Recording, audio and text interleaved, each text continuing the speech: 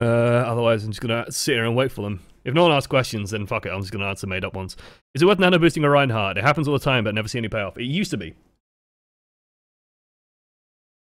Some of that psychology, I think, still lingers. When Anna was first introduced, nano boosting, like, nano boost used to give you a 50% movement speed buff. So then you'd have an immortal Reinhardt running down at you at super high speed, just fucking smashing people. And it was really strong. And then they removed the movement speed buff. And then Reinhardt gets nano boosted and everyone just goes, oh, and then they walk backwards, and that's it. It can work. It leaves the Reinhardt in a very awkward position, which makes Reinhardt kind of a mid-tier.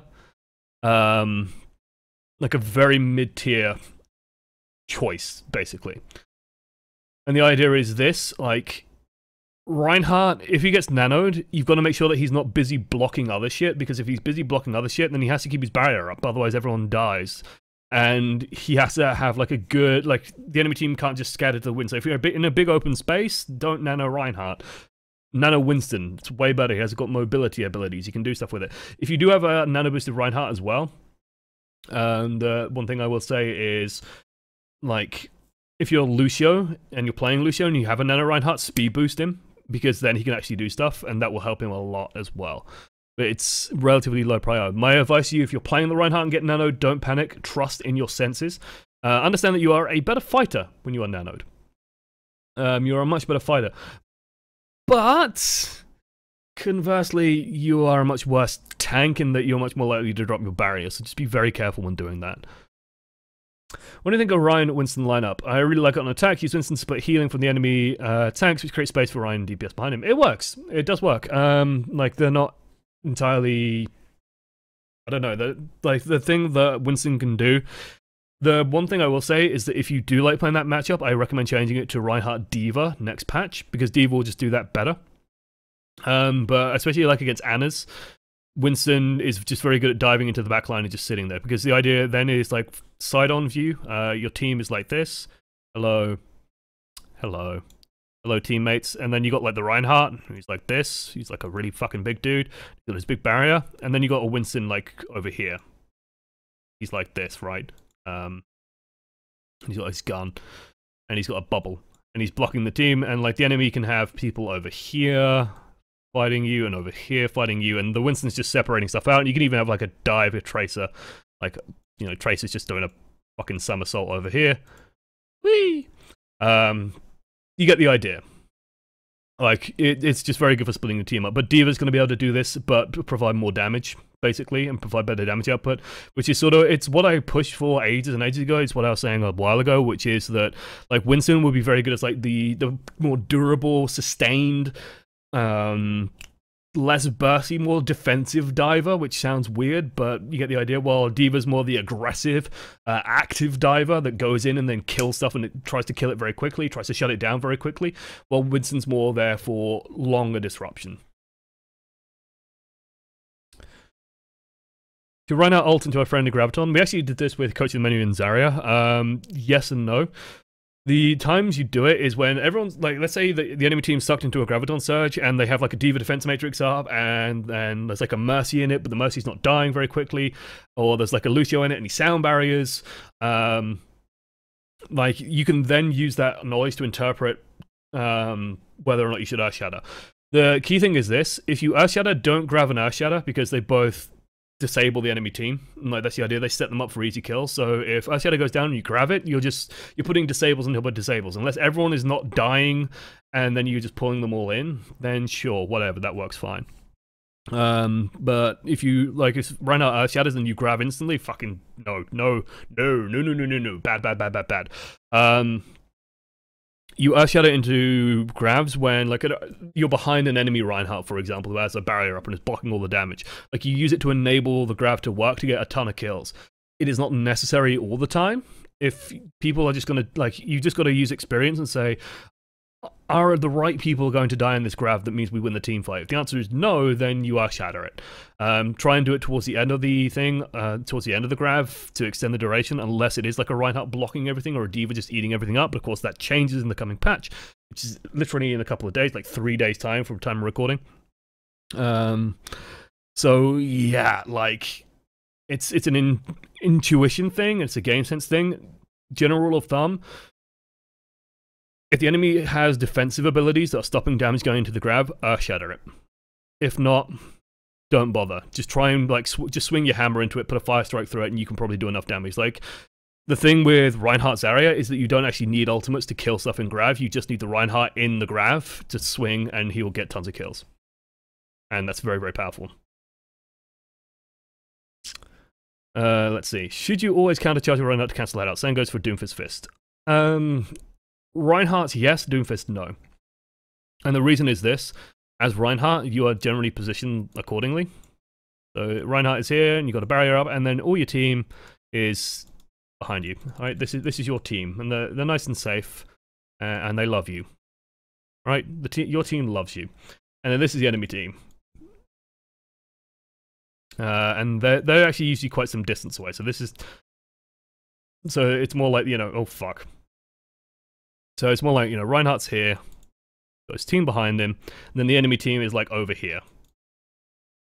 And then their Reinhardt is here. Right, and you got Nega Reinhardt, you got Blackheart, and Blackheart charges in. And if you cancel his charge, and then you both end up like lying down here, right, in a pile, odds are that your team is going to be able to support you better, your healers are in a better position to support you, your DPS is better to kill their Reinhardt will die, you'll stand up and you'll just barrier up. Their Reinhardt is out of position, that's good. The alternative is, if you take the charge, what ends up happening is you just end up getting carried off with Blackheart here, with Nega Reinhardt, and Nega Reinhardt is going to smash you. He's going to just take you away on a fucking magic carpet ride, like, into the distance. And suddenly you're not protecting your team, their team is doing tons of damage, their team might even be helping their Reinhardt kill you, and that's bad. So in general, yes. The thing with Doomfist and stopping him is this. The Doomfist should actually stop the Reinhardt, but Reinhardt doesn't need to stop Doomfist. If Doomfist punches you, you get knocked back a bit, you can take a bunch of damage, but it's not going to kill you. You just step forward again, put your barrier up, and you're probably going to be okay. That said, he's probably going to uppercut you as well, and that's going to be a problem. You just got to rely on your supports keeping you alive during it. And if the supports are putting any healing into you, Doomfist is going to have a very hard time killing you. He's going to do a shit load of damage to you, but he's not going to kill you. Where do you stand on defense on second point horizon? Here I stopped going high ground because they just kept going mid. Start on high ground when in doubt. The important thing that you failed to do was you'd failed to use your Hanzo. So when the Hanzo fires a sonic arrow out, and you can see, like, look for supports, look for tanks, look for where they're positioning in particular. Because they're going to tell you where most of the fighting is going to be. Supports and tanks are usually a good indication of most of the fighting is going to be in this area. So if you see them going right, then you can reposition accordingly. But in general, start from the high ground. Because what that means is that you can drop to the low ground if necessary. If you're on low ground and they push high ground and you're not there, then you've just given them high ground for free. And you can't really do anything about that. So it's that simple fact of you can go down, but going up is difficult. And yeah, that's why Winston's very good on that point, because you can very easily just bounce between. So Winston can just jump back and forth.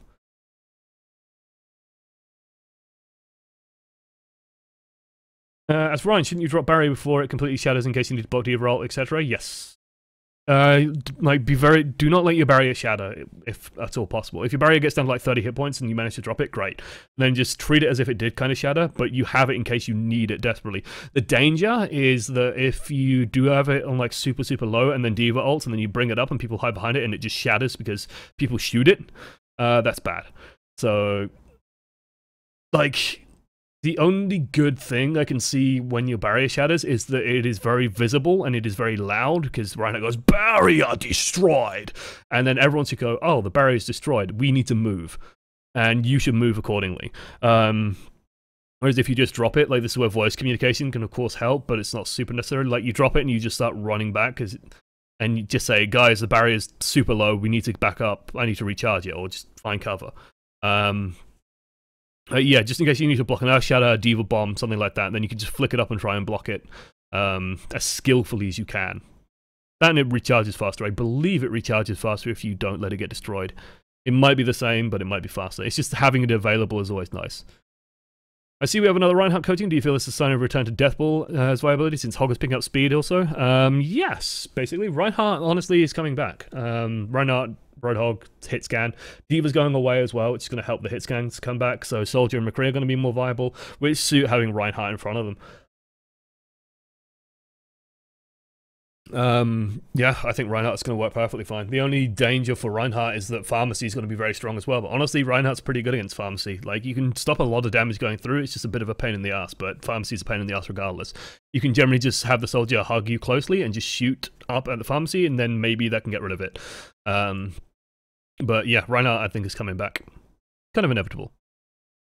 What point Bs does Reinhardt work better on? When is another tank a better option if team comp wasn't a factor? So when deciding between Reinhardt and Winston, the key you got to ask yourself is this: like, let's take two very similar sounding examples, but they're actually radically different. Like Volskaya Industries, and let's take Hanamura. And let's actually like load them up. Let's go full hands-on on this example, because this is actually really, really worth talking about. This is going to determine how you make your hero picks and how you decide on what you're going to be playing on these maps. So this is my talent account, so don't pay too much stock in the rank. It was a little bit embarrassing, but whatever. Maps, non-Hanamura, just to start us off. Move me to spec. And stop. Okay, so what's going to determine is how you need to position and how the enemy team attacks and what angles do they take. So on Hanamura, if we look at point B, let's turn some gain sound on as well, just so we have it. Basically, first point Hanamura, Reinhardt's very good. The enemy team is predominantly going to come through a choke point, right? They're going to come through this choke point here. Okay, and that's pretty fucking easy to understand. Like, a couple of people are going to come through here every so often, but that, like, you can't protect against that. You got to have someone else deal with that. Maybe like a Widowmaker or something sort of stand up here and start shooting down. But honestly, most of the fighting happens around this point. And so Reinhardt's very, very good because you just have to stand in that choke point and you're fucking golden. That's great. But let's go to the second point. Second point on Hanamura. Now, because of how the meta's sort of been shaken out, teams universally these days pretty much just do nothing but attack up here, which is actually bad. Like, they'll just try this again and again and again. So Reinhardt can work here. But Winston can work very, very, very nicely too, because you can just stand up here, you can see where they're coming from. If they start pushing in, you can even drop down here, do a little bit of harassment, then jump back up here. Get some healing back with the rest of your team, put a bubble down, fight over here a little bit, move around, drop down, okay. And then you win that fight. Okay, then the enemy team comes back and they all come through main. Well, it's very easy for you to just drop down, defend main, and then maybe something comes up on the high ground. Oh, you can reposition and get back up here super, super easily. And the reason why Winston works and like what you should be considering is, do I need to move between these two spaces? How often do I need to do that? Now, because, like I said, of the meta of Hanamura, you can probably still get away with just playing Reinhardt and just standing up here. It's perfectly fine. But you would also, like, if you had to ask me, you know, ideally what is the strongest way of defending this, I would say Winston D.Va. Because you can just stand the Winston D.Va up here, and then if they start contesting the point with something, you just send D.Va down, for example. D.Va can contest it a little bit before rocketing back up, and then Winston can come down. And then Winston can jump back up. And so, like, you can just easily contest the point and bounce back and forth between this very strong high ground position and defending the low ground if necessary. Whereas if you have Reinhardt, the second you drop down as Reinhardt, you've committed to it. Like, it's going to take you 6, 7, 8 seconds to get back up here. That's quite a long time if a fight's happening where you're not going to be doing anything. So you've got to be very, very careful about that choice. Whereas if we take Volskaya, back to lobby, settings, maps, non-Volskaya. If we take Volskaya Industries, then it's kind of different. There's not tons and tons of repositioning on Volskaya. Like, Volskaya is in a map where you have these, like, very, very different attack paths. Pretty much universally, on point B, people fight around here. So they're going to fight around this space here. Like, this is usually where the first engagement happens, because everything funnels into this, right? Main pathway funnels into this. They can go around this way, and that's actually a very strong attack path, but universally, most teams just run into this point over and over again. So if you play Reinhardt and you just stand here, it's actually very, very strong. And then if necessary, you can sort of almost like counter position. So if they do start coming in this way, you can just wing around this way and just block this. If they come in from main, you can maybe position a little bit further forward just to deny them a little bit of space and then pull back as necessary. Reinhardt works very well here. You don't need Winston to be bouncing up here, for example, to contest this super aggressively. And you can do it. You can sort of use this this thing here. Or I can move the camera. You can use this like pillar here as cover and fight, and then bounce back. But honestly, your team will just benefit from having something standing here and protecting this space so that they can all stand behind you and very easily just fight for the space in front of you. And so Reinhardt's very, very strong on this map, where Winston might be less strong, basically. And that's sort of the gist of it. Like, consider, do you need to reposition quickly? Is there a high ground position that you need to bounce between? Do you need to reposition dramatically to contest the point? These are the sorts of questions you should ask when considering, do I play Winston? Do I play Reinhardt? Do I even play Orisa? Like, Orisa's very good if you don't have to move ever from that point. So first point horizon, Orisa's actually okay, because you can just stand on the point and fight from the point, and you don't have to go anywhere. Imagine Volskaya second point. Like Orisa, you could theoretically just run an Orisa here. The danger, I would say, of running an Orisa, like, let me get this. Let me draw again. The danger, I'd say, of running an Orisa, like with a barrier here, is that the enemy team just pushes here and just sprints past you. You're screwed. So that's kind of weak. So I would caution against the Orisa there. That is a very thorough answer to a question. So let's get Reinhardt dancing again. There we go. Doop doop doop. Everyone sees my wallpaper. Will you please explain the pat pat pat with the hammer technique to enter into an enemy Reinhardt's mind? It still eludes me often enough on the losing side of the mental battle. Thank you. Okay. More in-depth demonstrations.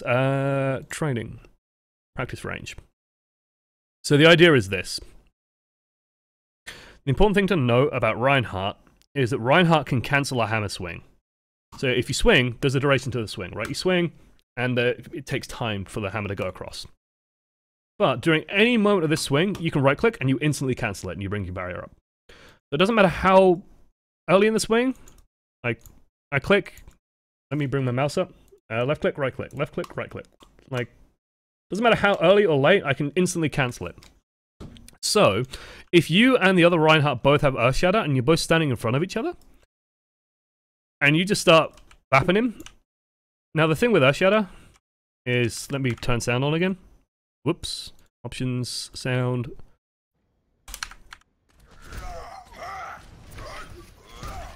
Let me build up an ultimate. The thing about Earthshatter is it has a wind-up time, and it's a very, very clear, visible wind-up. Like, it's not a subtle animation.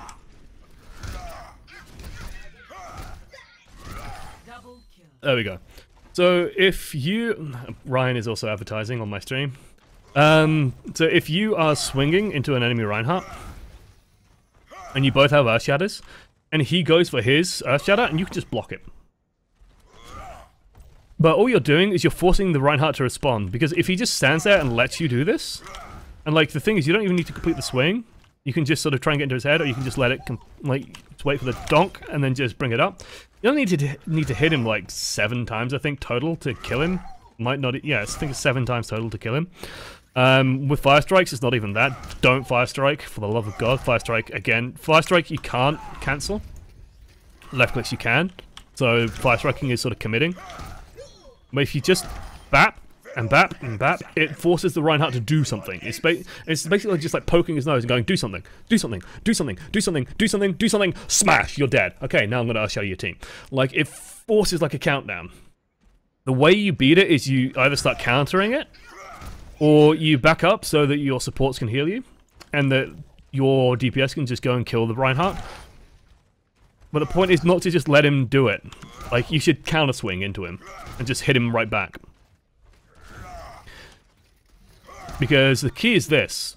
If I'm holding right mouse button and I press Q, it's a very clear, like, up and down. And that is enough time to react. That is enough time to react. A good Reinhardt will be able to block that. And then he's Earthshattered and he's got nothing, and then what that means is that you are now free to left click, you're free to Fire Strike, you're free to charge. He can't punish you as heavily anymore. So that's sort of why that battle is important, and that's sort of what the mental battle is composed out of. Hanamura first point, is Ryan even worth it? Seems like any route is too long, the shield usually breaks before getting there. Do you mean on attack or defense? I'd say it's okay on both. The key with Hanamura first point is just, if you're on attack, do not just stand in the choke point, just walk forwards. You'd be amazed at how well it works. Just walk through the fucking choke point. Like, force him to use some abilities, sure, and then just walk through. what the fuck's the enemy Reinhardt going to do? He's not going to just stand there and let you walk past him. No, he's going to try and hit you, which means your DPS can hit him, which means that he's going to die. Don't just stand in the choke point. So Hanamura first point, like, the defensive Reinhardt's useful because you can just play around the wall, play around with the barrier and just stay there, and then if you need to rest it, you just step to the side, use the wall as cover, recharge. It's good on offense because it gives your team like a very easy push through. Whereas with Winston, you're jumping in and you're just committed super hard, and that's always a bit risky. Do you think the D.Va changes will have a positive or a negative pick rate for Ryan? It seems like she won't be able to peel as effectively anymore. Basically, yeah. Yes. Yeah. It's actually tricky to say because it's not the change to D.Va necessarily. It's like the knock-on, which is the change to D.Va mostly affects Tracer and Pharah in my mind. Like those are the two biggest affected heroes, and Zarya probably as well. Because Zarya is going to have an easier time grabbing, Tracer's going to have an easier time killing supports, Pharah's going to have an easier time in the air. And so the Reinhardt change is kind of just a weird knock-on effect, and so I don't think it affects Reinhardt that much in terms of his pick rate. It's more the fact that Tracer could be even stronger than she is, and so if there's a Tracer just tearing everything apart, or a Tracer Genji tearing everything apart, that's a problem, and that's a problem Reinhardt can't solve, so Reinhardt won't be picked for that. It's hard to call. The D.Va change is going to affect a lot, I think, because D.Va's currently kind of a linchpin of how people play. In the Earthshatter mind games, it's more important to shatter them or not to get shattered yourself. Not to get shattered yourself, in my mind. Because if they flub their shatter, then you're kind of free to do what you want. If they never get their shatter off and you just play like, this is sort of how I play Reinhardt, which is why I don't like Ryan does the mind games. Ryan's big on mind games. I'm not so big on mind games. I'm more big on sturdy, stable play, and so I will do things like just smashing them. Like I will just fucking clobber the enemy Reinhardt to death. Because I know that if he tries to make a decision, I can react to it pretty much no matter what happens. And so it's just like forcing the Reinhardt into no-win situations. And if he lets me do it enough, I will just clobber him. And then I won't ever charge him, but then he has to try and go for a greedy Earthshatter, and I'll just block it, and I'll be anticipating that. Whereas Ryan might go more for like the dropping the barrier, moving forward, and then backing off, and stuff like that. Like, plays more of a mind gamey sort of style, tries to bait the enemy Reinhardt into doing something stupid, and then goes for the hammer down. And then wins the game. But the important thing is this: if the enemy Reinhardt gets an Earthshatter through, chances of you doing anything to counter it is slim. Like, you're probably going to be hit by it, you're probably going to be charged, you're probably going to be killed. So your Earthshatter is suddenly meaningless. So blocking his is super important, because if he fails on his, then you are free to do whatever you want with yours, and then you have all the time in the world to get yours out. Ryan is in the front blocking the main assault. When suddenly a Tracer against you start to mess with your teammates behind your shield. At what moment would it be okay to drop your shield? It depends on the enemy team comp. If the enemy team comp is literally Tracer Genji, like, let's say it's a standard dive comp, right? It's Tracer Genji, Winston, Lucio, Winston, Lucio, Zen, D.Va. If it's a Tracer Genji and they're both in the backline, turn around and start clobbering, because think about what you're actually protecting from. You're stopping the damage from a Zenyatta, which is considerable. Winston, which you can't block. D.Va, which is probably not relevant. Lucio, which is not relevant. So that's 4 sources of DPS. Only one of those is really relevant. That's the Zen. Welcome to the other 3 you can't block. Thank you, Magic Master. The animation cancel. Thanks. Really? Like, it's very, very fundamental to Reinhardt, to understanding Reinhardt. No matter what point of swinging, you can always cancel it. Fire strikes you can't, Earthshatters you can't, charge you can't, which is why you Earthshatter through those. Anyway. So basically, like, if you consider the biggest sources of DPS or the biggest threats to your team at that point, it's the Tracer and Genji in the backline. If it's just a Tracer, but there's like a Soldier 76 or like a high charge Zarya gunning at your front, then it's a case of going, well, the Tracer behind's doing damage, but these guys are doing more. So I'm just going to block these guys, stop those 5 from doing damage, and then the one Tracer who's doing a lot of work can be dealt with by everyone else. So, like, that one Tracer is pulling 5 people from your team. You are pulling 5 people from the enemy team. You're going to win because you have 2,500 hit points. Trace has 150. And so you're going to win that. So yeah. Ryan and Deathmatch. It's SGC. So that's sort of the answer to that. It depends on the situation. If the tracer gets in range of you, like, you can take a swing at her and just give her a whack, because it just punishes her for getting too close to you. But chances are they're going to stay far away from you. Just be very, very careful about letting the enemy team do what they want as a result of the tracer. Like, the worst thing that can happen, like, this tilts me off the fucking face of the earth, is when a tracer blinks through the front line. Like, you're playing Hanamura, a tracer uses 3 blinks, goes through, goes onto the point. And then Reinhardt drops his shield, turns around, and charges back to the point. And then your team's just going, what? And then the rest of their team runs in and kills everyone. Like, that's not good, right? So you want to be careful when doing stuff like that. Any tips for Zarya killing Hog? Block the hook.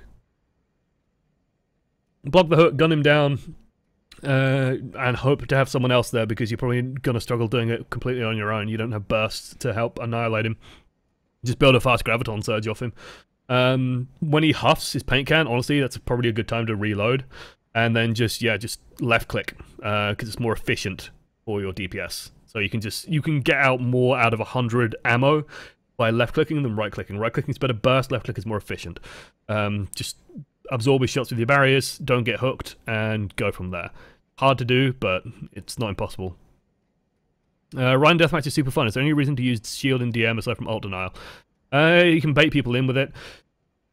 The dirty deathmatch player. This is why I hope they don't release ranked deathmatch, because I think ranked deathmatch will bring out the worst habits in DM, which is, if you are fighting in a crowded area and people are like all engaging, people start engaging you, and you put your barrier up and then wait for people to get low, people are not going to fight you anymore. Because you got your barrier up, you got 2,500 hit points. They're going to try and kill the 200 hit point person in front of you instead.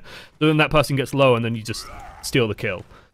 And so you're basically relying on the fact that in deathmatch, people don't shoot tanks for some fucking reason, and that's what you're going for. And that's not good. That's not good at all. Like, that's not fun. And so that's kind of where I actually hope they might not do ranked deathmatch. I think they're gonna do it at some point, but I think ranked deathmatch very quickly people are gonna find very annoying, because a play to win mentality in deathmatch is very unfun, because you're going to be kill stealing, you're going to be getting into fights and then hiding the second you get low, and then trying to just let someone else get that kill instead of dying and stuff like that. And it's just kind of toxic. I don't know. It's not toxic. It's just unfun, I guess, and just doesn't advocate fighting quite enough. After Ryan Shadow, should you charge or keep swinging? Ideally, you should fire strike. And you should do it like this. I've talked about this before. Crouch and fire strike, so it goes across. Because if you fire strike while standing on targets that are prone, it fire strikes towards the floor. If you crouch and fire strike, you're doing it in a straight line. It's going to hit everything in the straight line. So you start with the fire strike, and then it depends on what's right in front of you. If something's right in front of you, you can swing and kill. Swing and kill. The nice thing about charge is that it can extend the duration of the stun. So if, let's say you have 2 targets. Like, let me make my own targets. You got a target here and a target over here, right?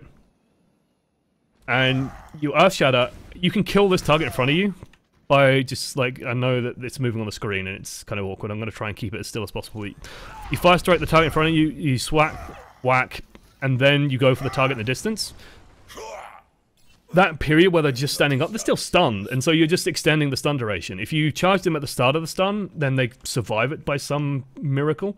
It brings them out of the stun duration. So you have time, so use it, basically.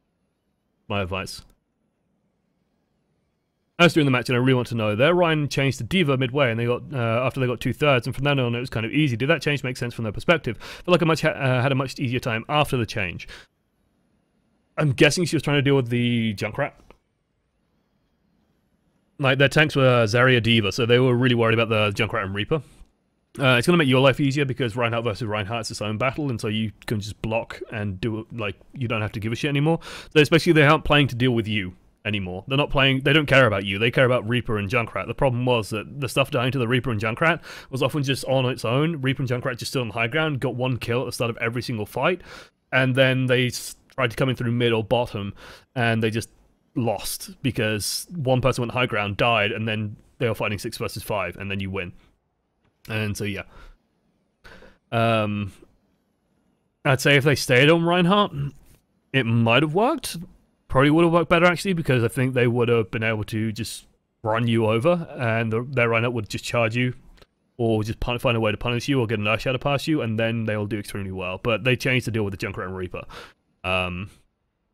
It's basically, they made your life easier, but they're trying to make Reaper and Junkrat's life harder, but the D.Va didn't play to counter the Junkrat and Reaper properly, so they lost. I love you too, Joshay. What other factors should go into the main tank picks? I find myself in a ton of games where I say Ryan synergizes better with how my team wants to engage, but Winston works better to initiating their team and getting things done. It's literally how those two tanks work. So the reason why, or other factors, basically you just look at your team comp and look at how you want to play it. I talk about this in my positioning video, but I basically sum it up as there's 4 types of teams in Overwatch. There is Dive, Deathball, Pick, Rushdown. And so with Dive and Pick comps, I'd say you are definitely favoring... with Dive and Pick comps, you're favoring Winston because he's more mobile, more aggressive. With Deathball and to some degree with Rushdown, you might favor Reinhardt more because that's more about being tanky and durable and just fighting. And so you should just look at your team lineup and think, okay, does my team work by jumping on them, or does my team work by standing still and having them come to us? If your team works by standing still and having them come to you, Reinhardt's very good. If your team relies on jumping on them, Reinhardt's probably not so good. Unless you have like a Lucio and a Roadhog and a Reaper and you just all run forward as a big single mass. Or the map facilitates that, like a control center, for example, Lishan control center. You can run Reinhardt there and run Rushdown because there's not enough space for the enemy team to physically get out of your way if you just barrel into them. So it's stuff like that. When I stress through a universal pick, even though it's painted reposition on high footing with her too.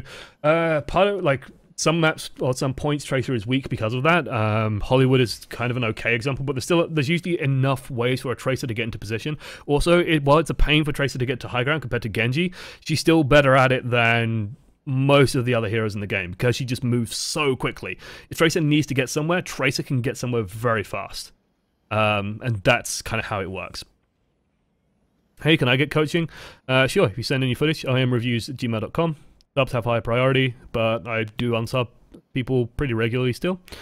So yeah, send in some footage. Let's see, 1 or 2 more questions. Is Roadhog useful meta now that he's had his heal mobility buff? He's definitely come back. He's better than what he was. He's now just like a big annoying source of frustration that is impossible to kill and will still give your team picks. He also shreds the shit out of tanks. Absolutely destroys tanks. There's definitely a place for him.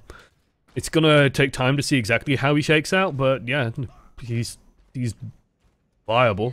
I dare say he's viable. Let me put it this way. I'm not gonna say that Roadhog is throwing anymore. What's Rushdown? Rushdown is, I summed it up in the video, is pretty much any comp with a Roadhog and a Reaper in it. Basically the idea behind Rushdown is just understanding the fact that at close range your team does way more DPS than their team. Reaper, Roadhog, Junkrat, even Pharmacy can kind of become Rushdowny. Like, it's just understanding that if your team and their team stood in front of each other, shot each other, your team wins every single time. That's Rushdown. So what you try and do is you just try and force that. So all you do is you run at the enemy team and you just pull them into fighting you and you just fucking smash their shit in. Because you can, because you're a Rushdown team comp. Like, they can't fight you physically like that. They have to be cleverer, they have to commit resources to actually fighting you. But if you just run into them with a Roadhog and a Reaper and just blow the tanks up and blow through everything, you're gonna win. And so that's how Rushdown works. It is surprisingly effective. And people don't expect it as well. Like, so if you have like Reinhardt, Roadhog, Reaper, Lucio, Ana, Junkrat, or D.Va, or Zarya, or whatever, and just fucking run at the enemy team, and the enemy team just stands there as a Reinhardt, what's the Reinhardt gonna do? He's gonna lose his barrier like 2 fucking seconds flat. So he can't do anything, and then when his barrier goes down, well, hooked, shot, Reaper shoots him, he's dead. You don't give a shit, and then you're just gonna fight them and win, and that's what Rushdown is. It's a rarer team comp. And it requires your team understanding that we need to fight them. Like, What Rushdown cannot do is stuff like this, where you're just like, ooh, ooh, ooh, I'm going to hide around the corner, oh, we're going to poke, oh, we're slowly going to poke, because they probably have better range than you, they probably have better cooldowns than you, they probably have better long sustained fighting than you. Like the Reinhardt just ducks away and regenerates his barrier and then comes back, or Orisa just replaces a barrier over and over and over. The idea of Rushdown is going, that's a 900 hit point barrier on a 8-second cooldown. We can kill it in 3 seconds. Okay, let's go do that. Kill it in 3 seconds, kill the Orisa in 2 seconds more, kill whatever else, kill the Zarya in 2 seconds, kill the Mercy in a second, and then just win. That's how Rushdown works. It's tricky. Pick is more Widow, Pharmacy, that kind of stuff. Sounds like it worked very well at lower ranks, it works very well at higher ranks. Rushdown could also, like, a more complicated form of Rushdown would be like the Talon comp on Temple of Anubis, where you play with EMP and Reaper and Nano Boost, and you just run in, EMP the enemy team, Nano the Reaper, press Q, win. Like, it's that knowledge of, if the enemy team cannot disable the Reaper, and we have this much DPS, we just win. So you just create that victory condition and win. It's literally the same idea. That's just done in a more complicated, more elaborate fashion that is technically harder to pull off, harder to stop, and better as a result. Otherwise, yeah. That's about it. You usually play... You forgot Megazord, Bastion, Orisa, Reinhardt, Mercy, 2 others using your payload. That's what I would call a Deathball comp. You're just playing around a single space and just standing on it and letting the enemy team fight you. And winning off that. I include Mei comps and Deathball comps. Mei, Bastion is included in Deathball. You want to just have a fixed, more or less a fixed location, have everyone positioned relatively near each other and fight for a long period of time. Right. Hey! Tier 3... is that a Tier 3 sub? No, that's a Tier 2 sub. Still fucking beautiful. Thank you so much. R3C0N45. I know it says Recon 45, but you spelt it like that, I'm going to say it like that. Thank you so much. Right. Thanks so for all your great info. I catch most of your YouTube vids. Welcome to the stream. I caught your stream today. Thank you so much for subbing as well. If you mostly watch the YouTube VODs, like, makes a huge difference. Anyway, that's a good time to wrap it up. We're going to play some Overwatch in a second. If you do want to send some footage into Coaching the Many, you can. OEMreviews@gmail.com, including in the thing, the hero name and the rank in the title. A little bit of a description and a YouTube link with a video on it, for example.